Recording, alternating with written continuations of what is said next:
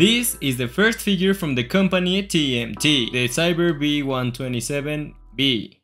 Excellent name. This is their take on the B127 design that we saw on the opening Cybertron scenes from his own movie. And I'll say from the get-go that this figure is not my favorite, but it has to do well. A huge thank you to Shows Z Store for sponsoring this review, and thank you to everyone who supports the channel by using my code GABOTFR in this little box up here. And now, let's crack on with the review.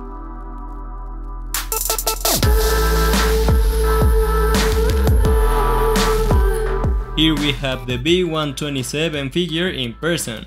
And it's okay. Listen, the figure itself is not bad, but it's evident that they had to sacrifice some aspects of the proportion so that they could put the parts of the alt mode on the chest. As you can see, it's the torso area, the one that suffers the most, looking a lot wider than I think it should be. In fact, if we bring the CGI design, you can see that the chest isn't as bad, but it's how excessively thick the abdomen area is that really makes it look disproportionate. For example, if I put him next to the Cyber era cliff jumper, you can see that Bumblebee falls a bit short in terms of proportions. Of course, the cliff jumper figure achieves that by transforming into the incorrect alt mode, but that's why this guy's robot mode looks closer to the CGI design and why we can use it as a reference point. And I think I would have preferred that they sacrificed a little more the proportions in the alt mode so that the chest could look better here, because the fact that it's so big makes the rest of the figure look disproportionate. But anyway, with that out of the way, I think the rest of the figure looks pretty good. It's entirely cast out of yellow plastic with a lot of silver and gunmetal grey painted accents for the mechanical bits. Yes, I did some tests and most of the silver parts are actually yellow plastic with silver paint, except for a couple that are black plastic, which I don't like particularly with the wheels. That piece should have actually been black plastic instead of yellow. And there are also some die-cast metal parts that give him a nice heft as well as improved stability. On top of that, the silver paint has an ink wash on top to make it look weathered, as well as some sort of dry brushing on the yellow part. And while it's not the best dry brushing that I've ever seen, it definitely looks good. And by the way, the mechanical detail throughout the entire surface is just exquisite. From the armor bits to the internal mechanical pieces, they are all sculpted in a very visually appealing way. Just look at how well painted and sculpted that mechanical backbone is. And while we're here, can we just appreciate that this figure doesn't have a huge backpack? And something that I find funny is that they seem to have removed the taillights from the heels at the last second, because that's clearly something that comes from the VW design, but for some reason in the final figure the marks remain. But anyway, the cherry on top is that the entire figure is super solid. I think there are only 2 or 3 joints that aren't ratchet joints. Just listen to all those beautiful clicks. And when I shake it, nothing comes undone. And now it's time to zoom in on that very nice head. That for reasons that I'll mention in a second, the head on this figure is not my favorite. But it's not bad at all. It's very nicely sculpted and painted, and the eyes unfortunately don't have an LED feature, but they are painted in a very particular way that in almost any place with decent lighting, they look like they are on. As an example, look at this picture where there's only a window behind me. Although something that leaves me a little confused is that here they decided to leave that minimal yellow mark in the nose, which it did have in the CGI model, but all the sections on the side of the face were left silver for some reason. Anyway, overall, it is a robot mode that I really like, and except for the detail of the torso, I think that it looks very good, which, as I'll mention in a moment, makes me really excited for the future.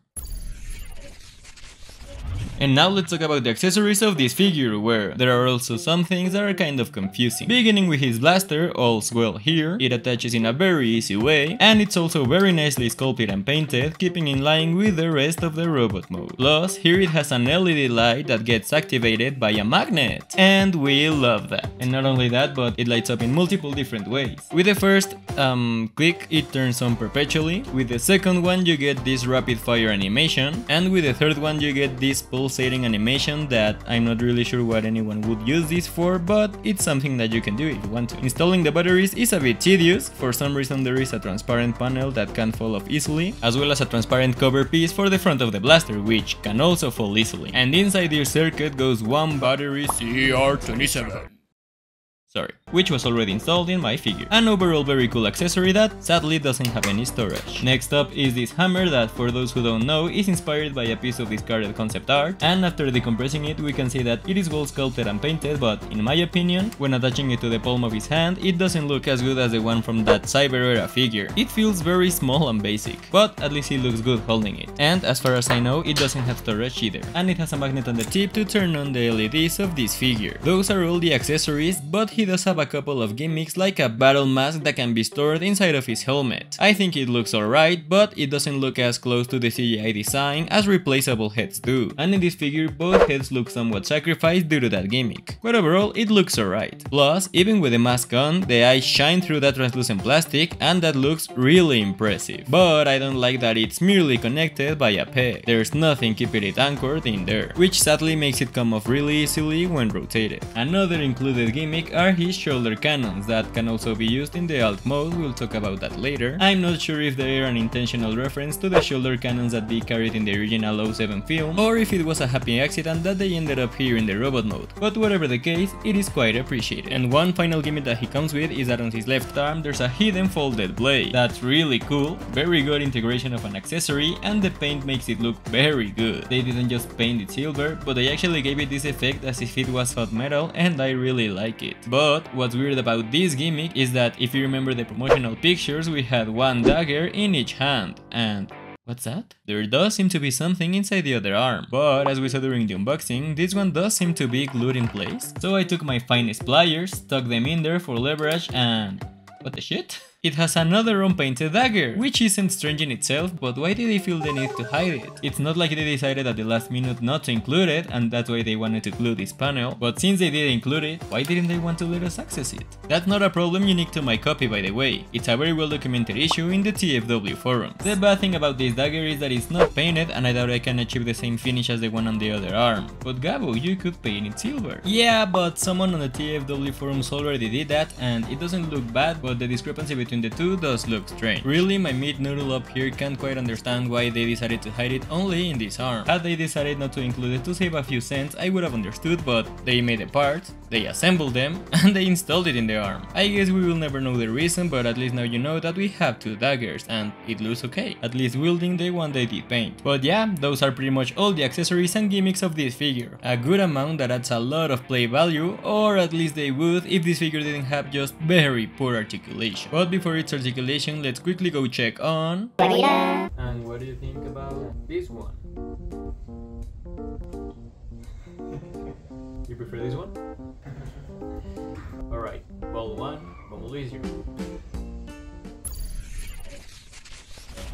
We got a rotation at the head that, as I said before, it's pretty easy to unplug. It can look up this far and down this far. And I'd like it if the helmet could plug in some way, because when you make it look up, the helmet comes undone pretty easily, which is something that didn't happen, for example, with the masterpiece movie Bumblebee. The little antennae can move up and down. The arms rotate in 360-degree ratchet joints, outward ratchet, and if you wanted, you could use this joint that is more for transformation, but you could use it if you wanted to. Ball joint at the shoulder pad, bicep rotation, 90 degrees at the ratchet at the elbow, forearm rotation. We got a ball joint at the wrist, it can rotate 360 degrees and it can also move inwards and outwards. These three fingers are individually articulated with a hinge joint at the base and a hinge joint at the middle.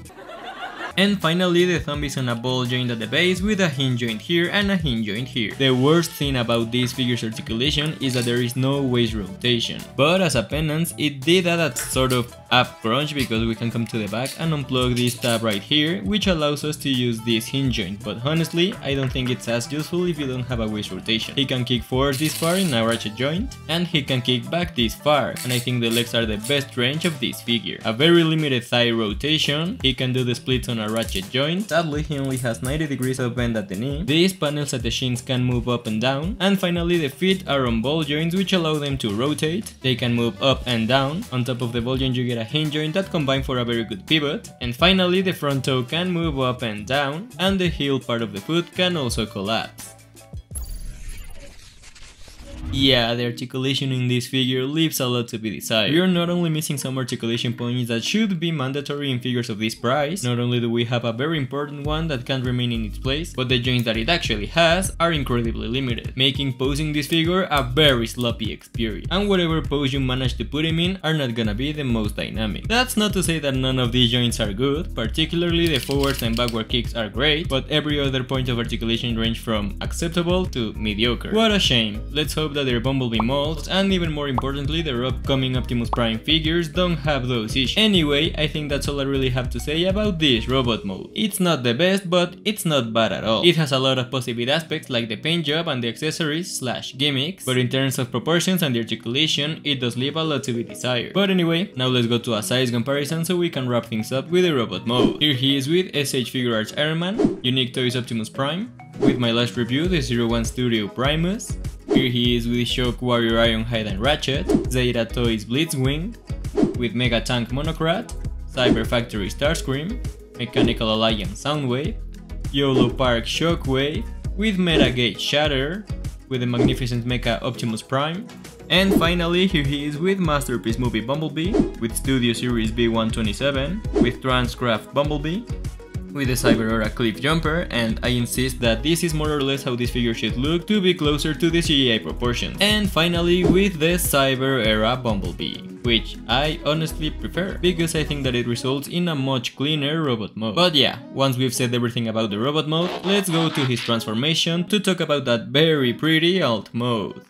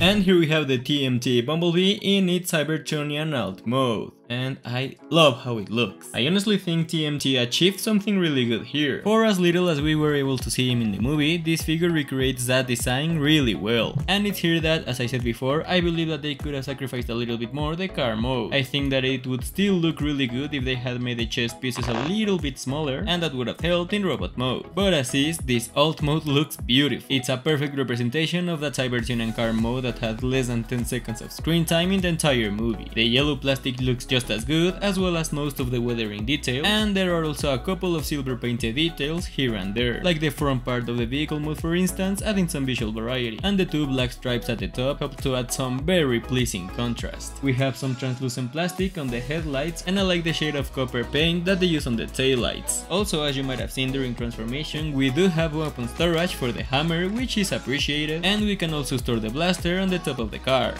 which kinda ruins how it looks. And on top of that, on the front of the car we also get another orange LED circuit that turns on with a magnet, but since the hammer is stored in the car mode, you can't use it to turn it on. And that is why they decided to include an extra magnet, so that you can turn on this small circuit. Just be careful not to lose it. And by the way, I just realized that both LED circuits turn off by themselves after like 2 minutes, so yeah, I'm not sure how possible it will be, but it would have been cool if they added a magnet in this panel here so that you could turn it on and off with the panel itself. There's a cover here, and by removing it we can access the same circuit as the one of the blaster, and it uses the same battery. And this is a great recreation of how he looked in that opening scene, and we can take it a step further by engaging the blaster gimmick to recreate that scene even better. And going back to the transformation, it's very enjoyable. Maybe the hardest parts are number 1, learning how to arrange the feet, and number 2, managing to tap in this freaking tap. That step is a bit tedious, maybe sanding it down would help. But as I said, it's very fun and not annoyingly complex. Plus everything taps in wonderfully, there's no loose beats in this this mode. Except for the fact that on my copy for some reason I can't get this front panel to plug in perfectly, and if I try to force it in the side it becomes undone from the back. I hope it's just a small issue on my copy. The 4 tires are made of rubber and they have a very nice dirt wash, plus they spin very freely, which means that the vehicle itself can roll very smoothly. And yeah, overall this is a very pretty vehicle mode. It barely has any cable that looks out of place, and it feels very nice to hold. Plus the smoother shape of this design makes it a lot more pleasant to handle. But anyway, let's conclude this review with one final size comparison. Here he is with Iron Man,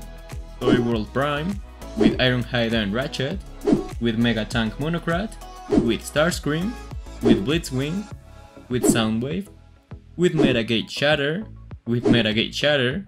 with Fire Scorpion Optimus Prime, and finally with the masterpiece movie Bumblebee, the Cyber Era Bumblebee, Transcraft Bumblebee, and finally with the Studio Series B127, which I actually gave away mine, so a huge thank you to my friend Mr. BO for lending me his copy just for this size comparison. And I gotta say that the TMT figure did a pretty good job, recreating this vehicle mode in a very good way and improving it for a third-party figure that looks really good. I don't know if it's worth that huge price, but as I said before, it has to do well, because in the instruction booklet it says that their next figure will apparently be that beautiful evasion mode Optimus Prime, and if in itself making this project take off from the ground was pretty hard, I think that an evasion mode Prime would be even harder. So I imagine that if this figure doesn't do that well, it could be even harder to be able to make that figure. So if you're even remotely interested, I do recommend that you buy it from showzstore.com. If you buy this figure from the link in the description, as the listing says, you will already get the batteries installed. So go to Showzy Store if you want to buy it and use my code GABOTFR to support the channel. As always, links in the description.